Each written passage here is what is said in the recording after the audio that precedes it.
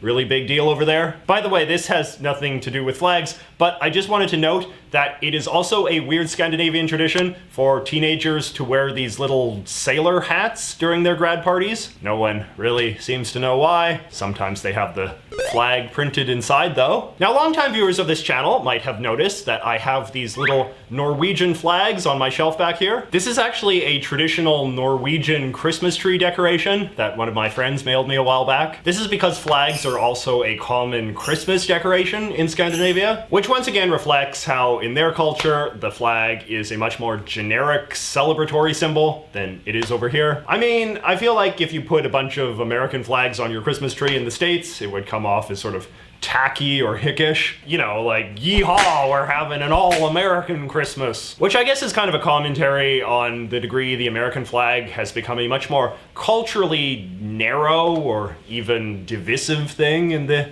contemporary US. Anyway, speaking of divisive flags, how about the flag of Japan? Everyone likes the Japanese flag these days, but there was a brief period of time, right after World War II, in which their flag, and particularly the so-called rising sun variation of it, was considered a fairly offensive symbol of Japan's previous fascist regime. There were even calls to replace it with something new, like the Germans had done with their flag. But the Japanese said no, these flags actually predate the fascist government, so they shouldn't be regarded as particularly problematic, and I guess they won that argument. But one side effect of this is that the Japanese have also retained a few flag traditions that can sometimes seem a little unsettlingly militaristic in nature. The most famous one is probably their practice of wearing hachimakis, or flag bandanas, often with patriotic calligraphy slogans scrawled on. Though these things supposedly date back to samurai times, I think we in the West most closely associate them with suicidal kamikaze pilots during the war, which is in fact one way that they were used. And in fact, kamikaze is still a popular headband slogan to this day. But the main purpose of these headbands in contemporary Japanese culture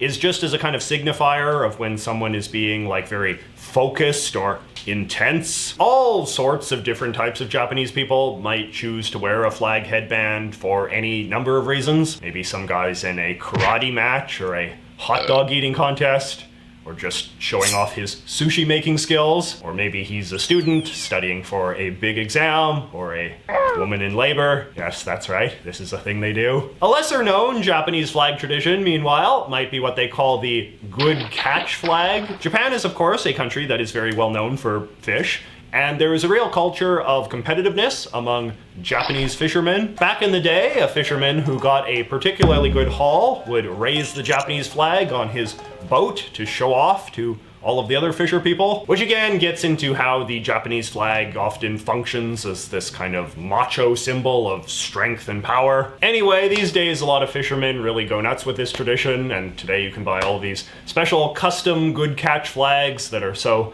larded up with so many decorations and slogans you can probably barely tell it's even a Japanese flag at all anymore. But check this out. Not all Japanese flag traditions even involve the Japanese flag. In Japanese culture, the various flags of the world are often just treated as these generic, colorful things that can be used as all-purpose decorations to brighten up any occasion, almost Scandinavian-like in that way. For example, my friend Lindsay sent me this picture of a package of little toothpick flags that she bought at the Japanese store. These are very popular things with the Japanese housewife set, who often use them to jazz up their kids' little bento box lunches, which is a big thing over there. I remember when I was in Japan, this was a gimmick that you would often see the restaurants pulling for the kids' meals. There would always be a little toothpick flag and like the tempura shrimp or something, you know, to make it more kawaii. Another popular decoration over there were these kind of flag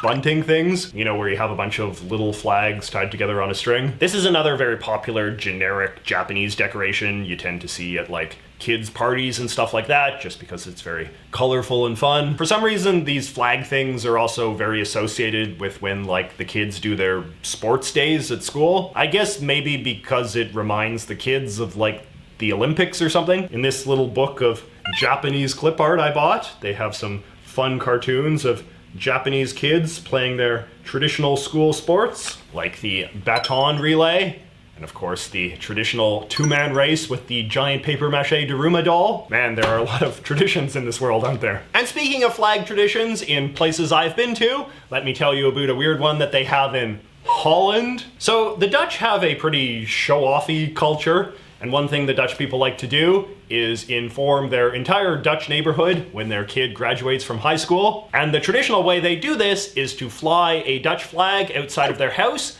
and hang their kid's backpack from the flagpole. This is a relatively new tradition in Holland, from what I understand, only dating back to like the 1970s or so. But today at least, the bag on the flagpole has become this very iconic Dutch symbol of the end of the school year, or even the month of June more broadly. I remember I was in Holland once in June, and I bought this very dark postcard. I can't find it right now, but I can redraw it for you. In the first panel, it was like, he passed, and then in the second panel, it was like, he failed. So obviously, this whole business of flag traditions is a very rich topic that we are only beginning to scratch the surface of. If your country has any particularly fun or unusual flag traditions, be sure to let me know in the comments below, and I will definitely make a sequel video someday. The other thing I want you to think about is, what kind of symbol is the flag in your country? Is it considered a very political symbol, like in America? Or something purely decorative and happy, like in Scandinavia? Or something warlike and macho, like in Japan? Or maybe something a bit kitschy, like in the UK? Or heavily restrained by taboo and caution,